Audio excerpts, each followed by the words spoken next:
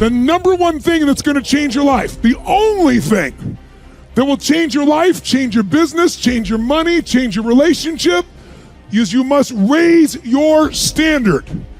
Now, I know that sounds boring, stupid, basic, but it's the truth. The only thing that changes our life long term is when we raise our standards. What does that mean? That sounds so boring and dumb.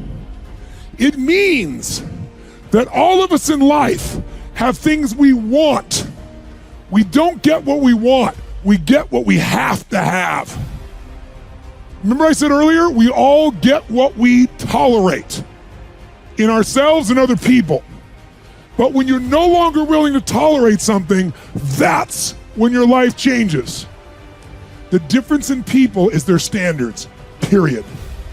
The difference in people is their standards, period. And what do I mean by standards? Everyone in the world has a list of things they think they should do. I should lose weight. I should work out. I should spend more time with my kids. I should work harder. I should make more calls. I should. And then you know what? People don't do their shoulds and they get mad at themselves and they what I call should all over themselves. They beat themselves up about it. What changes people is when your should becomes a must.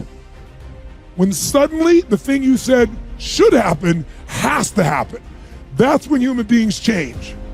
It's like if you want to take the island and you're the head of the army and you want to take the island, the most powerful way to take the island is burn the boats. Because if there's no way to go back, it's amazing what happens when it's a must to do something versus a should.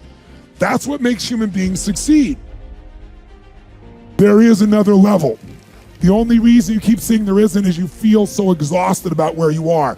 But life, the universe, or God is just testing you because there is another level. If this is good, giant jump to excellence, giant jump good, poor to good to excellence. There's a level where all your dreams are realized.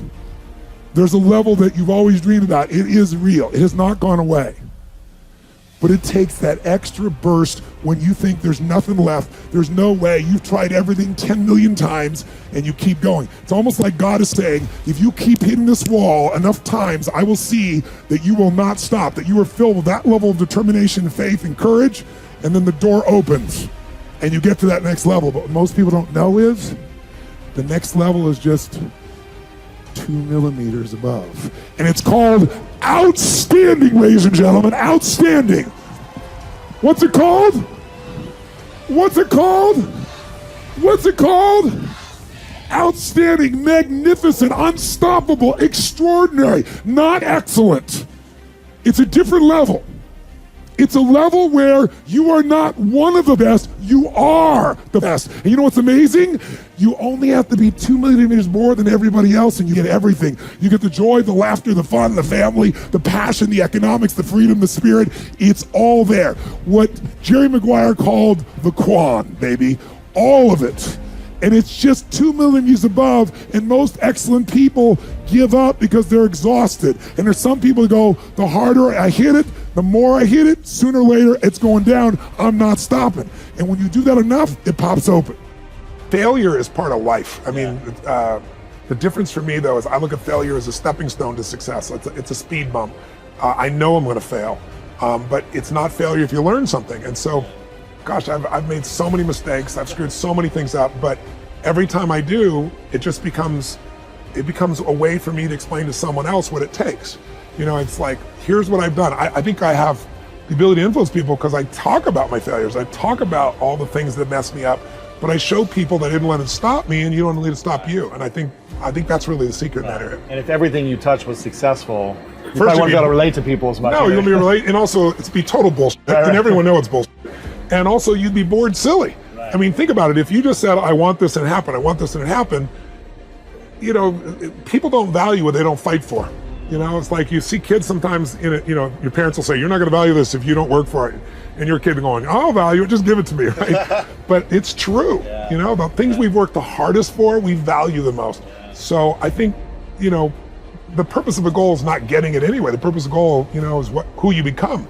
who you become is going to make you happy or it's going to make you sad. Yeah. So I'm not looking for an effortless approach. There's no such thing.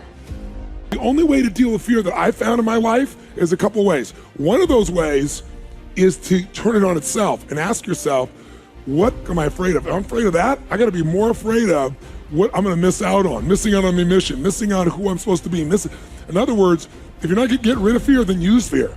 Use fear or it uses you. It's that simple. So you got to say, okay, what's the price if I just stay doing this? What's the price? What I need to really get scared if I learn all this and I don't follow through. That's something to be scared about. And then that fear will get you over your fear. It'll push you through. Turn fear on itself. Second way you can do it is use what you've probably heard me say, because I've used it since I was 17, is my little rocking chair test, right? I'm gonna sit myself in my rocking chair, and I'm 85 years old, and looking back on my life, and I say, I didn't do this, or I did. If you find your passion, you're gonna have this tremendous energy. It's sustainable energy. But momentum requires you always do the next thing to keep the momentum going.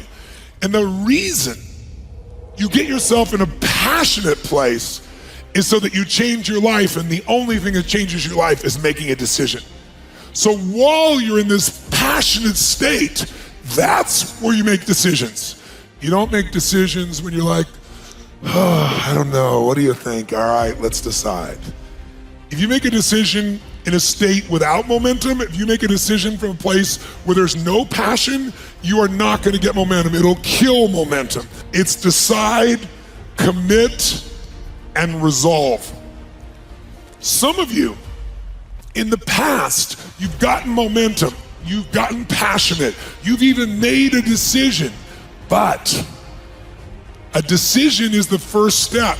Decision is like a war. I got to do this or that. All right, I'm going to make myself do this. But commitment is when you now, after you've decided, you commit to do this for the long term. Whether it's hard or easy, doesn't matter. You're doing this. It takes it from this moment and it carries it into the future even when things are difficult. And the third state is resolve. Resolve means it's done.